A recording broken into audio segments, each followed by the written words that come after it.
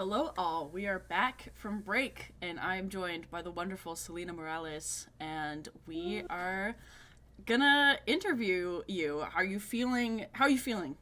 Feeling good? Feeling Ready? hydrated?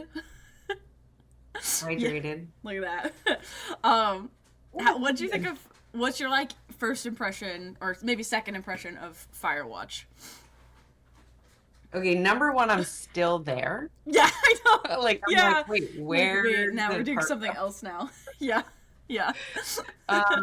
And I get scared really easily, and like the anticipation of what's next Mm-hmm. gets my heart going, Yeah. and I'm kind of enjoying it actually. So Oh, cool! Yay! I'm Yeah, yeah. I'm glad that it was it helped you get immersed in the game a little bit. Sometimes that can be kind of disorienting, but I'm glad that it was fun. and Yeah. beautiful, so Yeah, beautiful. totally. I gotta show. Yeah, sometime I'll show you another very beautiful game, Red Dead Redemption 2, which is all of that natural landscape, times 1,000 in terms of realism. It's like you can see every individual petal, on all the flowers and stuff. It's really intense, Amazing. but cool. Well, we are jumping into the interview portion of this episode, but before I ask you your first question, Shirley has some honors to do. I do have some honors, Some things to yes. say. So,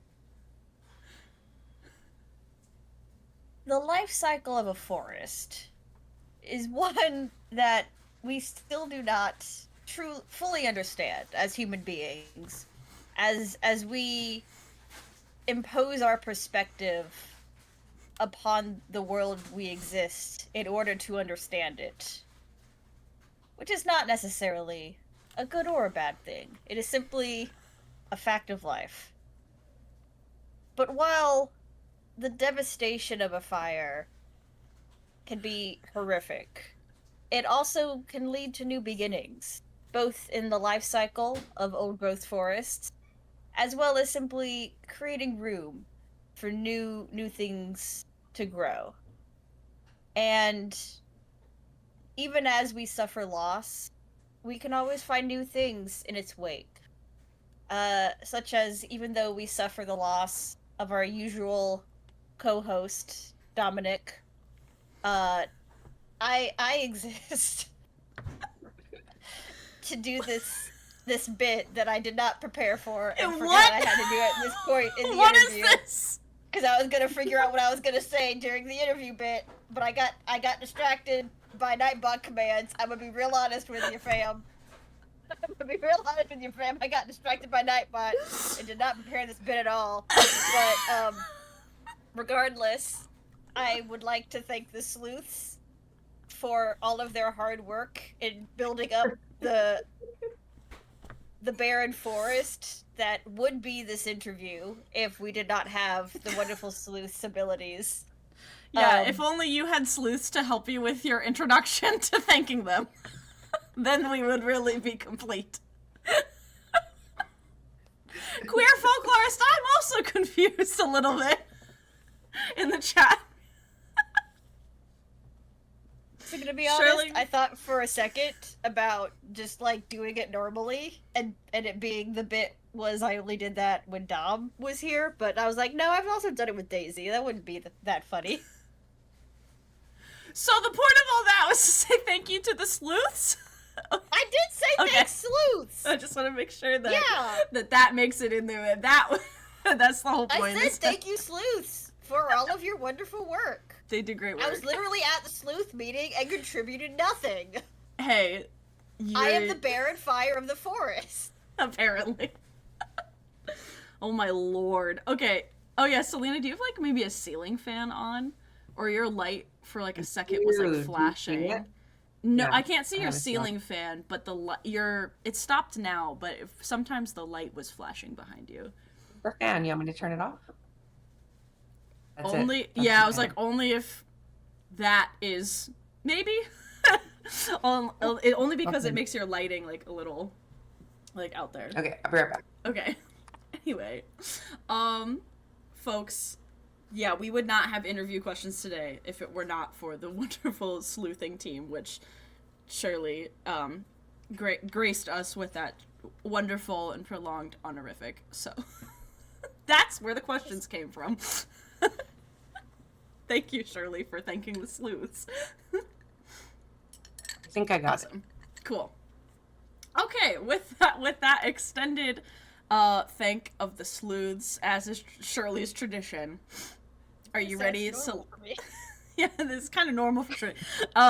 Selina, are you ready for your first question? That was curated by our team of sleuths. Yes. Okay. All right. So we start kind of like big picture, then get a little more specific. We got some funsies. We got a little game to play.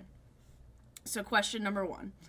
What is the relevance of traditional Puerto Rican ritual to contemporary racial justice movements? Oh. Kind of a big one to start with. Yeah.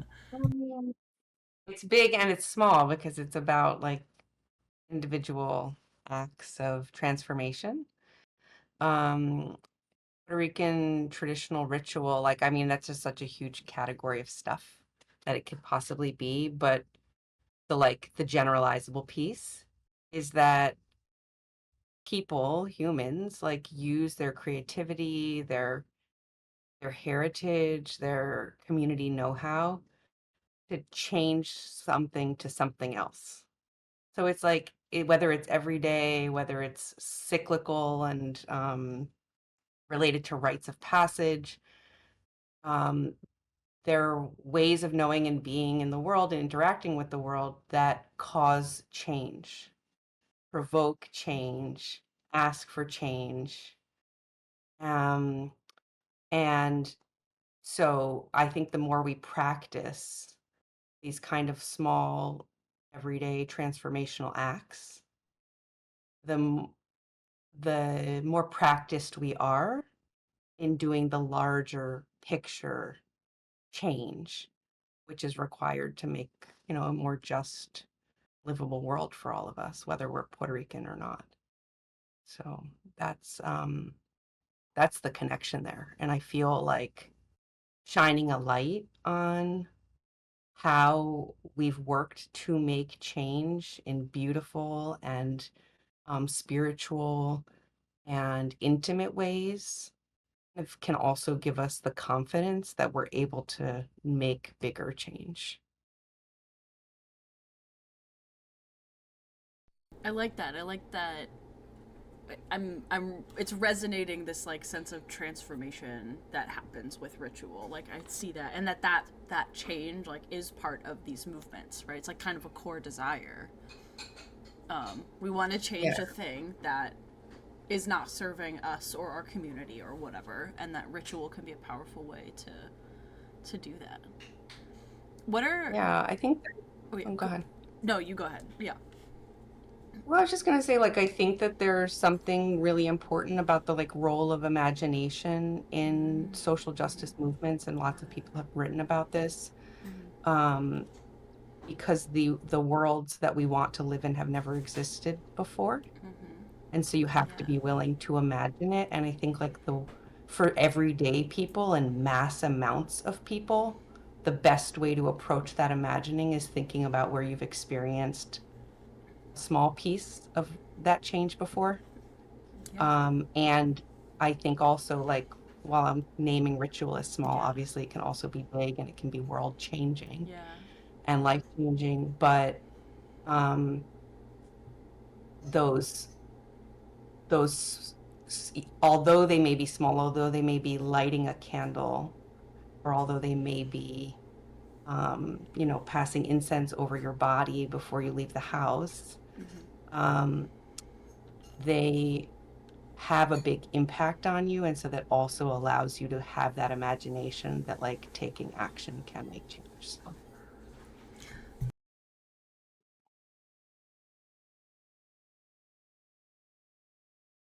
Are you muted? I don't know, Daisy, I can't hear you. Sorry, I think I muted myself. I was thinking back, but no, I was saying that's really powerful, and I would ask you a little bit more about some nuances of some of these rituals, but I actually think that's going to tie into our next question for you that maybe will let you kind of just go off on some of this. But are you ready for your next question? Yeah, sure. Okay. So every bio that we read of yours online emphasizes your relationship with spirit work and folk healing talents of your grandmother specifically as kind of like an important relationship in your life. Would you tell us more about how your familial background enriches your relationship with the work of folklore or your work as a folklorist? Yeah, definitely. Like my grandmother, eh, she's the like number one person that I'm accountable to when I do my work. When I do any work in the world, she's who I carry with me and whose voice I hear in my head, and the person that inspired me to become the human that I am. She herself is an espiritista, healer, and medium from Puerto Rico. She's 93 years old. She lives in just south of Orlando, Florida. And I grew up next door to her in the South Bronx, in the North Bronx and the South Bronx. And in the South Bronx, she had a botanica, which is like a store for um, people can go to purchase like ritual paraphernalia for a variety of Caribbean-based belief systems. And I kind of just grew up watching her heal people, care for people, helped her sell things to people, and it that relationship built my expectation about how to be a member of a community. So first, like I name her when I name my bio because she's who I come from. And the people she descend from, her own mother was also a espiritista healer. Um, and so I feel as though I come from a line. I mean, I do come from a line of traditional healers in Puerto Rico, and I carry with that the responsibility of thinking about how what the work that I do in the world, like what impact or what change it makes. Um, so when I was, I don't know how old I was. It was like in my early 20s. When I was in college, I had this fellowship where I had to work on a research project during the entire school year and over the summers, and it would pay me like a work study. But I could create my own research project. And so as an undergrad, I chose to research my grandmother, which at that time was just a way to spend time with her. So I would go over winter break and over the summers and hang out in her house in Puerto Rico and kind of with a crooked video camera, just kind of set it up and have no lights or sound and ask her questions about who she is and how she does her work and what kind of change she's made in the world. And sort of one thing led to another, and I continued to be curious and continued to ask her questions. And like now I've been interviewing her for 25 years. And so when I was around 20 years old, she told me that when I was older, I would own a botanica and do my work through a botanica. And it was a very confusing prophecy for me because, I mean, she's given me lots of confusing prophecies in my life. And it's funny my cousins and I sometimes reflect on how, like, often our grandmother will tell us things that happen. And then we're like at a crossroads and we're like, well, she said this was going to happen, but I could like be an autonomous human and let go of my like traditional lineages and just go the other way to like try it out. We know that it's just going to like take us right back. Or maybe she's like already foretold that we're going to have this option and she's told us about it because she knows we're going to go the other way. I don't know. It's a mystery. But anyway, she said this was going to happen. And when I first started working at the Philadelphia Folklore Project, I thought that maybe that organization was my botanica. And I thought to myself, like with its social justice mission, how is the work that I'm doing through this place offering healing and support to my community? And I think that was a great question to like grapple with in my work as a public folklorist, but it wasn't my botanica. And I'm sure we'll get to my botanica later, but um, anyway, that's why I introduced myself through hers. It's like so important to me to carry her forward with me. I think I wouldn't be the person I am. That is like a person that expects to have an impact on my community and feel like I have a responsibility for that. Um, if I hadn't had her as my example. Yeah, I like that. I see now the grounding of yourself, not just in family, but in history, in place, and in tradition. Yeah, Yeah. that was beautiful. Yeah. Yes, we are gonna come back to Botanica. When you mentioned it earlier, I was like, oh, that's Botanica pictures. Okay, but anyway, we'll come back to that. I have a question about your work as a public folklorist. Ready for that? Okay. What is PAR, Participatory Action Research, and how do these research methods align with the values of folklorists in your experience? Mm, Kind of a big one. well, Also. yeah, it's a big one. I could talk exclusively about that for I know. hours. Yeah. But yeah, so participatory action research is a research method that centers the people that are most impacted by the issue that you're studying or researching as researchers and drivers of the research, and um, those most impacted will become those most impacted by the results of the research.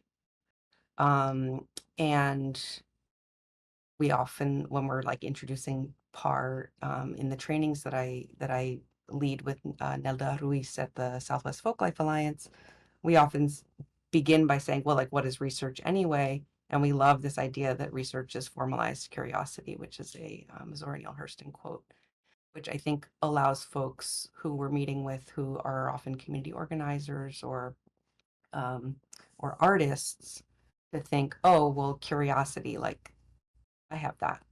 And making it systematic or formalizing it is something that I can imagine doing. So it just kind of lowers the stakes on the notion of research. So that's what PAR is. And we have kind of built this approach to participatory action research that we call Folklife PAR.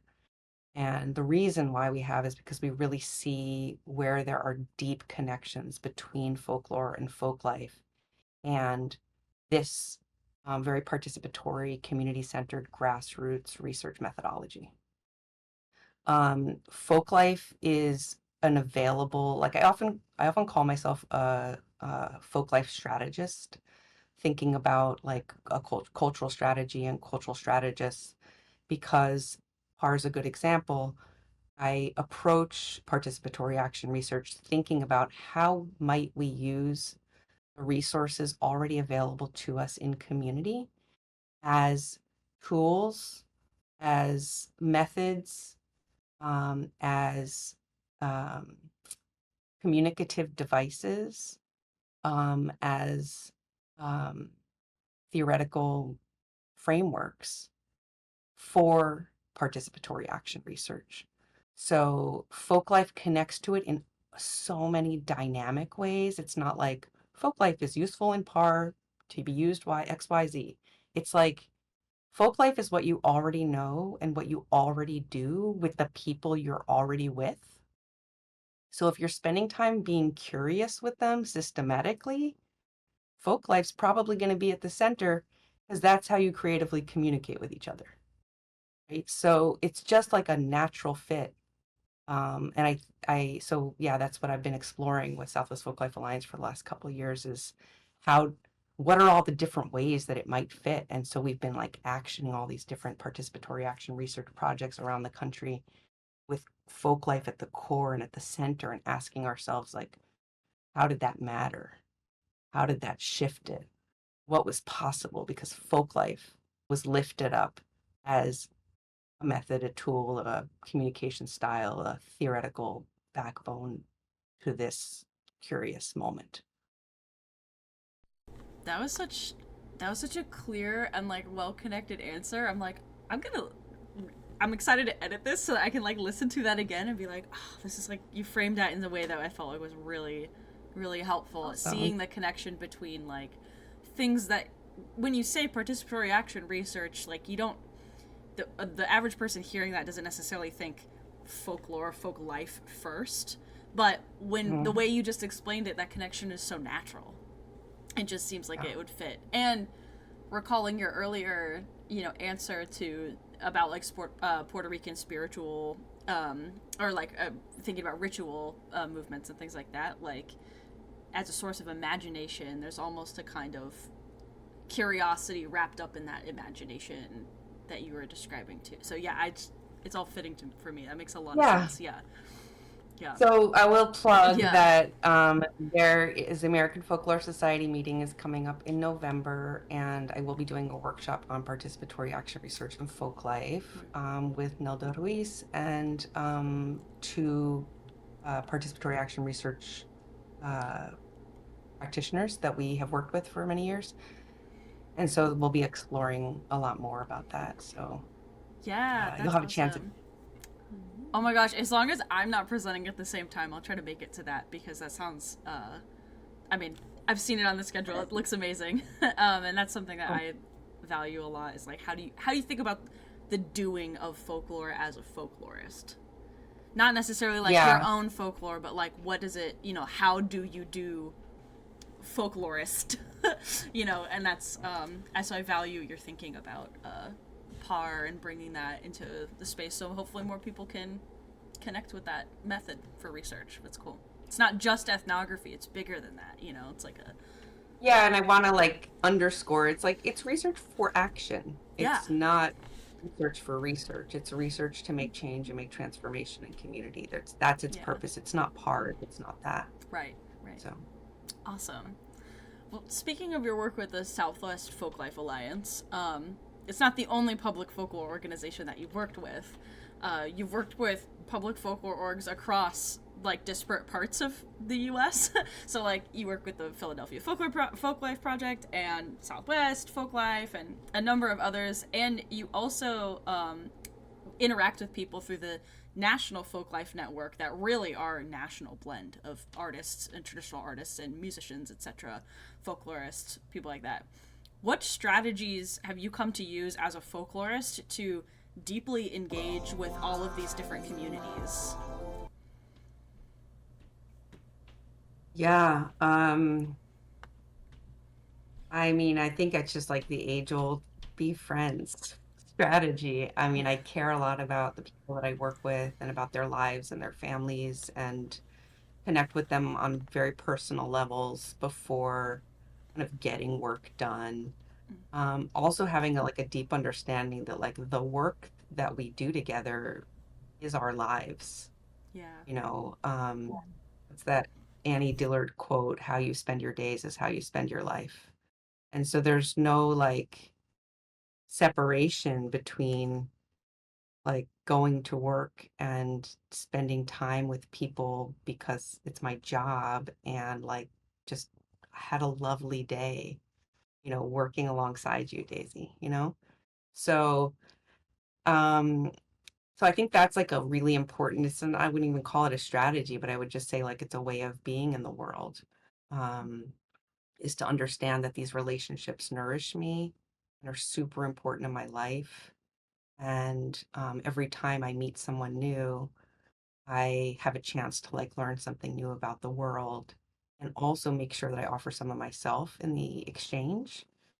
And so, I was last month, 2 months ago now, I was up in Anchorage with the National Folklife Network and had this just incredible 3 days with such powerful women based all over Alaska, Southeast, Kodiak, Cake, Anchorage.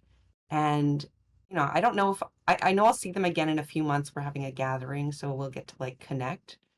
But I don't know that I'll go back to kind of their place, their home places, and connect directly with them.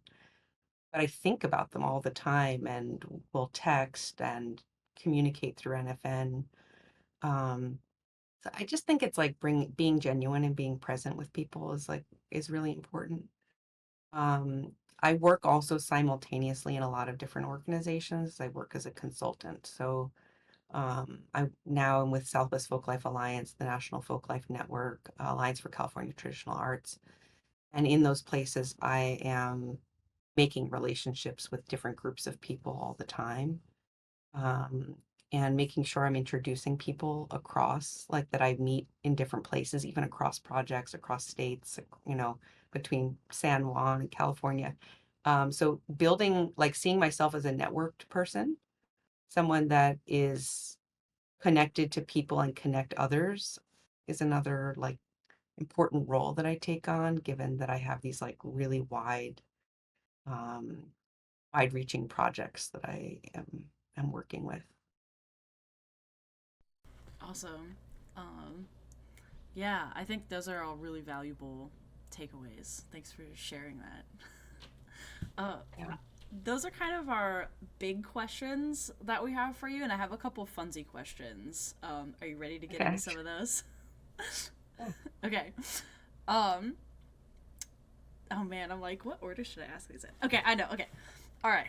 What is your favorite prop from Daughter of the Sea? And can you tell us about your film Daughter of the Sea and Botanica Pictures?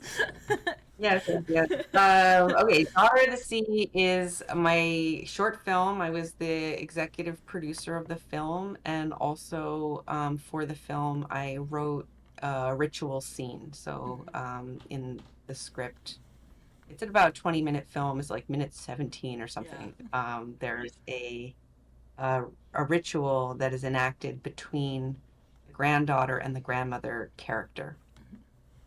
And this is a situation that I've been in hundreds of times in my life with my own grandmother, who would like call me into the kitchen and then drop on me this like life-changing wisdom Yeah. and show me a ritual that I'd have to like memorize. Yeah, Uh, like, this is it. and Remember it. something Yeah. crazy and transformative would happen Yeah. for me as a result of this moment. Yeah. So that is what my cousin, who was the writer and the director of the film, and Got filmmaker it. Alexis Garcia, she came to me Thanksgiving, like 2 years ago, like for a visit, and was like, "Hey, I'm thinking about making this film. If I do, would you be interested in like writing this scene? Because I know you're a folklorist and you know about ritual and you've been interviewing our grandma." I was like, "Yeah, sure, let me know." Yeah. And then like 2 days later, she's like, "Let's go." So, so I wrote this little scene, and it was just like a little paragraph that she then like turned into a Yeah. script. And then I flew with her to Puerto Rico and spent 10 days there, and we filmed for 3 days. And I was just got to be on set and act as a producer on the set, creative producer, thinking with her, especially around what is that ritual going to look like. Yeah. Yeah. My favorite prop from I mean, definitely the ritual scene with the watermelons I is know. I was gorgeous, like, is but it like the watermelon and the 7 different flowers? And like, I have got questions about that too. I'm like, are all the coins the same? The 7 coins, or is it just any? yeah, they're 7 pennies. They're Yeah, all they're pennies. copper That's what it was. pennies. They're all copper pennies. Okay. Yeah, copper has Mhm. a significance for Yamad, yeah. Mhm. But can I say two props? Sure. Yeah. Um, one of them is the molasses that was Oh poured on yes. top of the Oh watermelon, yeah. because we knew we wanted to use molasses, and I was like, whatever, we're going to Puerto Rico, we're going to find molasses everywhere. Yeah. Every grocery store is going to have molasses, no problem.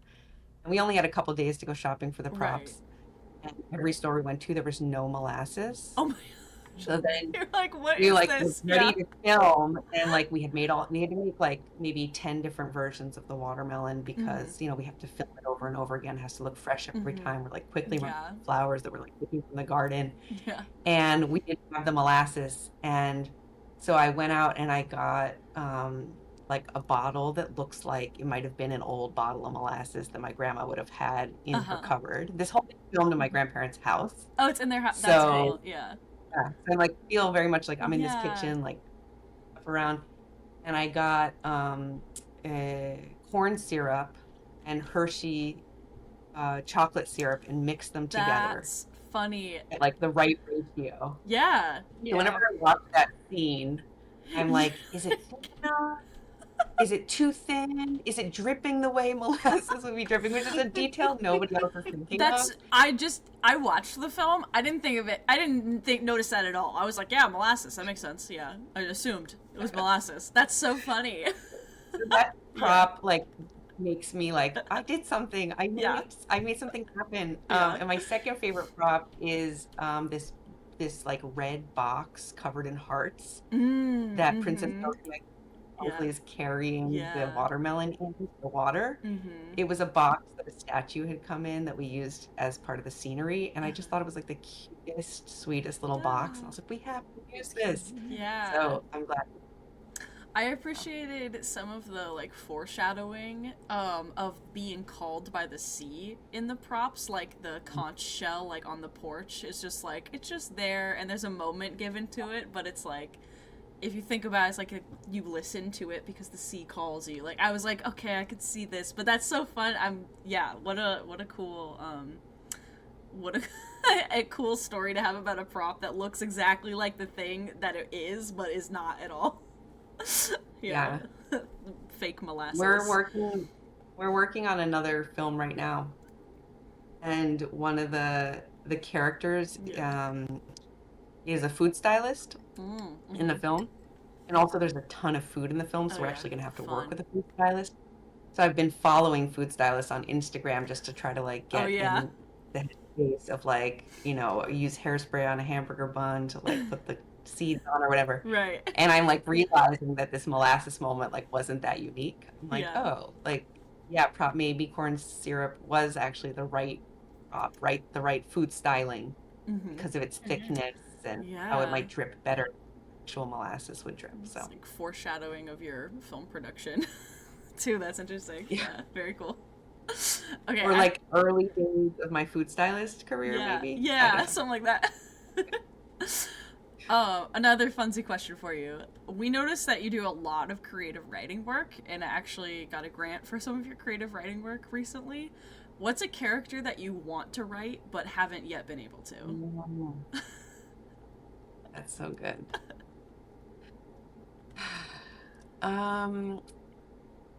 I've been playing for a couple years with a character that I have not figured her out yet. Yeah. I write a lot about women, and I've been trying to do some like future writing, some writing about like imaginary worlds that are grounded in folklore in some way. Ooh, cool. And this character is a folklore student, actually. Cool. Like in the way future, like in, 500 years from now. Wow. And the world has been flooded, and people have different kinds of homes, and thinking about like she wants to study vernacular architecture, and I'm not exactly sure too much about her yet. Yeah. I also know people like in this world like have changed, and like some of their ears are very, very long, and she's one of those people born with very long ears. That's And cool. so that makes her like very different than the other students in her class. Interesting. And I kind of got bored. I started writing her a little bit, and I was like, I got bored with the like grad school context. Yeah. Maybe it was just like too soon. Like, too soon, too close. I Yeah. started writing about her. Uh-huh. But I want to put her in other scenarios and see like what she does. But I've been working on film stuff so much recently. She's not going to show up in a film. She's just like in a short story. Just short story. So I haven't been working on my short stories. That's her name is, I don't know. I'm changing her name a lot. So actually, I don't know what her name is right now. I like it. I like your unnamed future folklorist who's thinking about what it means to have vernacular architecture that's underwater or whatever. That's cool. I found her when I went to this cool workshop that was facilitated by the Leeway Foundation about Leeway's future in Philadelphia. And it was facilitated by Sage Krupp, and she had us do a like future imagining activity together to imagine the role of this beautiful foundation, the foundation that supports women and trans artists for social justice, for social change. Yeah.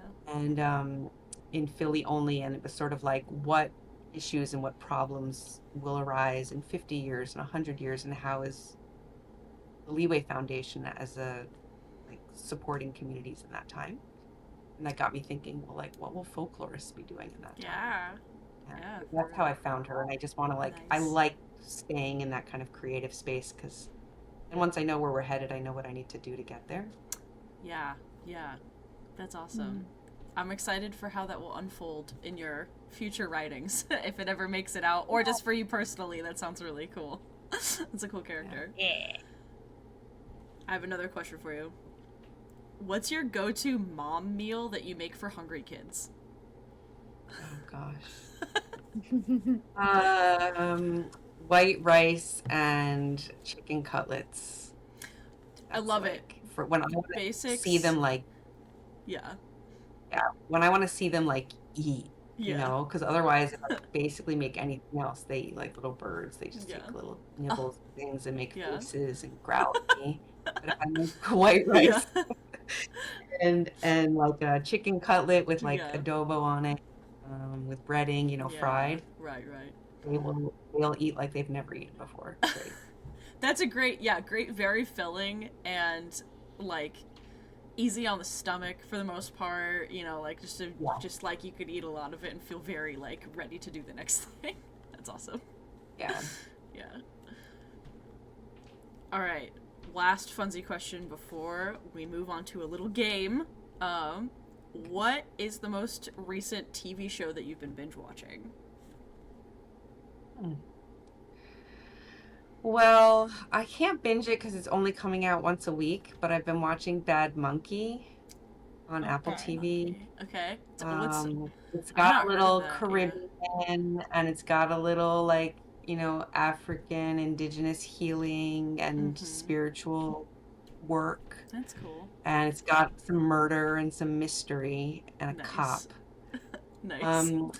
It takes place in Miami and Key West, so it's got like a little Latino aspect to it. But it's Vince Vaughn, and I like just don't know how much of him I can take. That's fair. That's so fair. I just watched the 3rd episode and was like, I'm gonna stick with this because I want to see what the spiritual healer does. Yeah. I've been curious about that. And then like binge watch, like can't stop watching, gotta just finish it already kind of feeling. I think my kids and I really like watching murder mysteries. I like watching murder mysteries too. So we watched one recently I also love watching Spanish soaps, telenovelas, and so we watched one called Alta Mar, or High Seas. Ooh, and okay.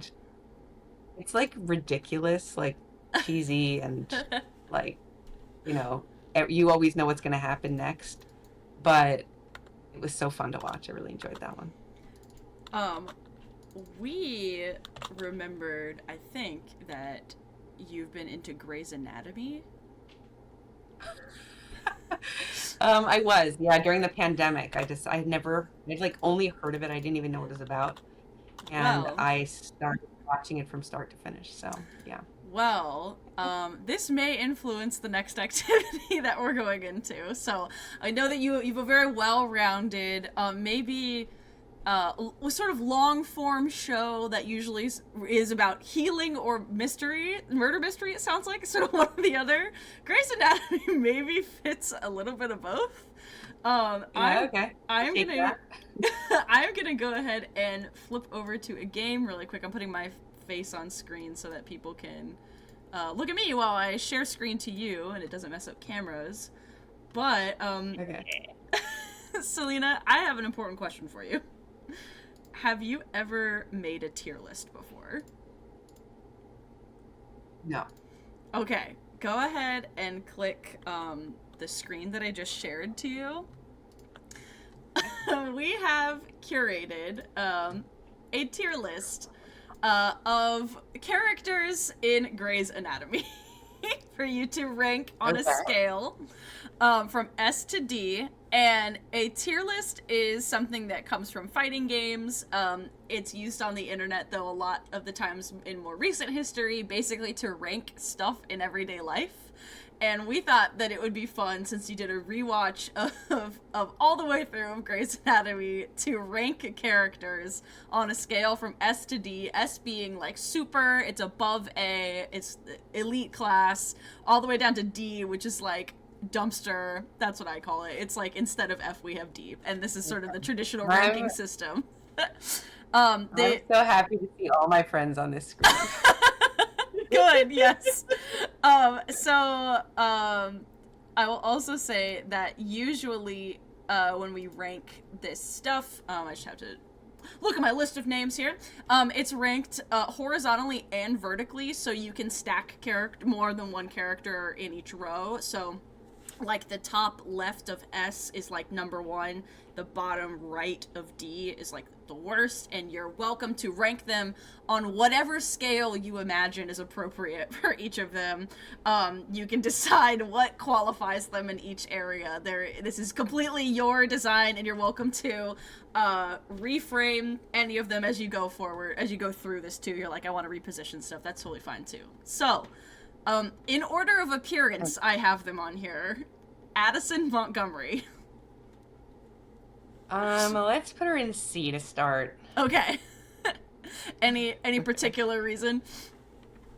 I just like didn't enjoy her narratives that much, but she's like such a do-gooder for women that like, yeah, you're not the worst. I just want to see where she falls. She might go up for B. Okay. Next we have Alex Karev. Ugh, Alex Karev. Karev. Let's put him on the right in B. In what? B. B. Okay. All right, he's at B. He for really now. like went through a lot of transformations that were like pretty miraculous for him, and That's I'm good. proud of him. I love a character arc that ends in them being a better person. Yeah. Arizona Robbins. Oh, Arizona. She lost her leg. Yeah. Oh, I guess, and she also lost Callie. Let's put her in B with Karev. They're so close too. It's like good for them to be back together. Above or below? Like in below. Below. Okay. Below. All right. Next we got Callie Torres. I like really in the end disliked her so much, but you know, Latina character, super important to me, and let's put her in front of, let's put her in C. Okay. Let's put her on the right in. Like below, Addison. Yeah. Okay. Yeah. All right. I'm gonna have to adjust again. Yeah, totally fine. Christina Yang. Yeah, the one, the only. One. Yeah. Above her. The one, the only. Yeah. So right to like S. The game is over now. That's where she needs to go. Yeah, pretty much. Yeah. That's what I hear. Everybody agrees. I've not watched I've seen bits of Grey's Anatomy just because of, the length of the show, but everybody says basically Karen O is number 1. Yes. Owen Hunt is next. Owen Hunt, D. The worst. The of the worst. I love a strong opinion about D. Yeah. Yeah. There might be some more going down there. But... Yeah, I love it. Thomas Gray Richardson in our chat, wonder who that is, says, I've never been more confused by anything Selina has said. As I was ranking this, I was like, oh shit, if Thomas is watching, he's going to have opinions. Okay. All right, next we have Miranda Bailey. Can you just ask him a question? Will you ask him where he would have me put Owen Hunt? Because I don't know. Thomas, where would you put Owen?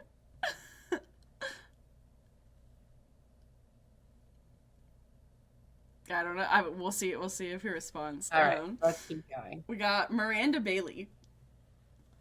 Yeah, let's put her in A. A. Okay. Awesome. Holding their A. Thomas says, I've never watched a single episode, but thanks for thinking I knew. I love this. George O'Malley. D. Oh, above or below Owen? Is he worse? I don't even care. Just dump him in there. Just Doesn't matter. That sounds pretty bad. Okay, I'll put him at the bottom for now. They killed him like in the first season. Spoiler, sorry everybody, it's fine. but like it's just it's like a 20-year-old spoiler. Not into him. Not into his. Hey Dom 4K. Like the next 3 people you can put in D as well. I like. Oh my gosh. Okay. Well, let's see. So Izzy, Lexi, and Mark. Dr. McSteamy, I'm told, is the parenthetical for him. Yeah, I wasn't into that narrative. Yeah. So these are all in D. All in D. Okay. Any order in particular? The order you put it in is actually pretty good. I just maybe put Owen on the other end. He's worse. But otherwise. Okay. I think so. Yeah. Okay, cool. So right now we have George is like the top of D, like he's like just barely failing, but definitely failing, and Owen is like there's no redemption. Like, okay. No redemption. Cool. Zero patience. Hey Dom 4K in the chat says, George, no, he died for your sins, Selina. I just felt like I just didn't want to feel for him. I don't know. I'm a cruel human. I get it. I love a strong opinion about characters. You got your favorites and you got the hate watch ones. Yeah. Up next we have Dr. McDreamy, also known as Derek Shepard. Derek Shepard, let's put him in the B's. These Okay. are like, okay, I appreciated your narrative. All right. Any sense of order on this? Like, is he top, highest ranking or lowest ranking in the class? Let's put him in the higher ranking, only because Okay. he was so critical for the story. Got it. Cool. Not because I like that's very fair. That's a very fair take. Meredith Grey. You can put her right next to McDreamy, which is where she belongs, on B. Yeah. Right here. Okay, perf. Yeah. Then we got Preston Burke. Yeah.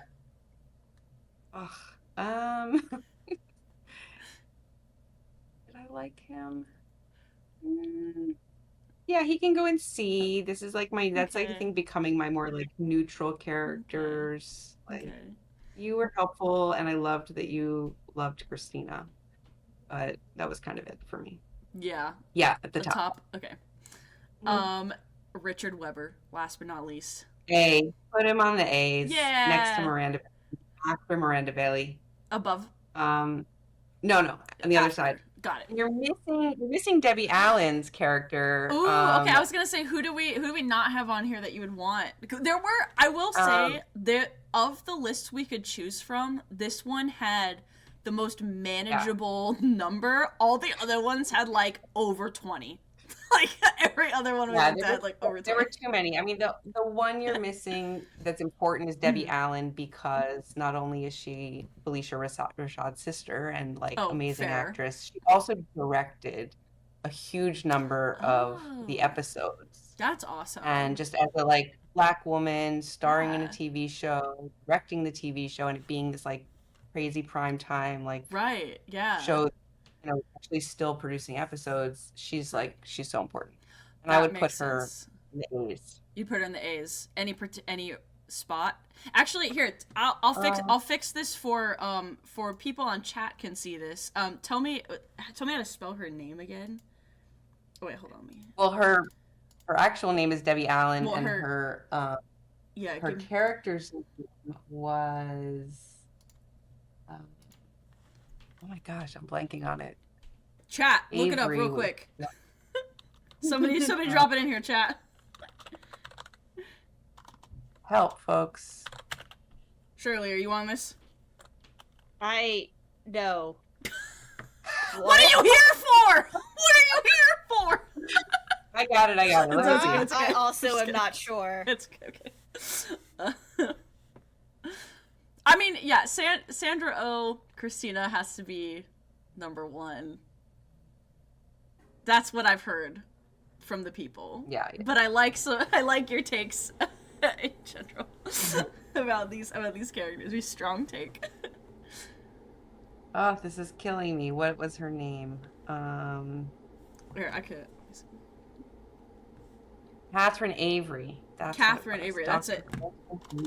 Yeah. And is it Catherine like C-A? Yeah, CATHERINE AVER. All right. So the chat will see what I have done in a second, but it was so she would be on A also. Yeah, she would be like between Miranda and Richard. Okay. We'll call that between Miranda and Richard. But I put her name on the line like manually in there so we can make sure that she gets there too. And it's bigger than all of them, so we can make sure that she's there. That's how she would want it, actually. Good. Good. I love that that's in line with her character. Wow, I don't know. Okay, I don't know if I know enough about Grey's Anatomy to wrap this up on one end and not, but like maybe like I don't know, one of the like top like most badass like Asian women in Hollywood to like the worst like white guy you can imagine. That's what this scale encapsulates. Something like that. Like what is our scale? Like our metric. That's our metric. Yeah. Yeah. Beautiful. This is Selina's official Grey's Anatomy character-based tier list. Thank you so much for spending time with us on Folkwise tonight. We got to hear about a ton of amazing work that you do, and I'm just grateful that you could be here and that you enjoyed this silly little tier list that we invented for you as well. So everybody in the chat who's there, if you have them, you may know what to do, but drop some ladders for Selina. And if you don't have ladders, that's sort of like our folklore applause. People will be building giant ladders for you in our chat if they have subscriptions. And if they don't have that, a hearty GG's, which is just a good game kind of slogan that people say on Twitch. So Selina, thank you so much for hanging out with us tonight. Thanks for having me. This was fun. Quotes have meaning on many levels. Making quotes helped me to get a sense of my own space, sense of finding my way, sense of really working my way out of the labyrinth.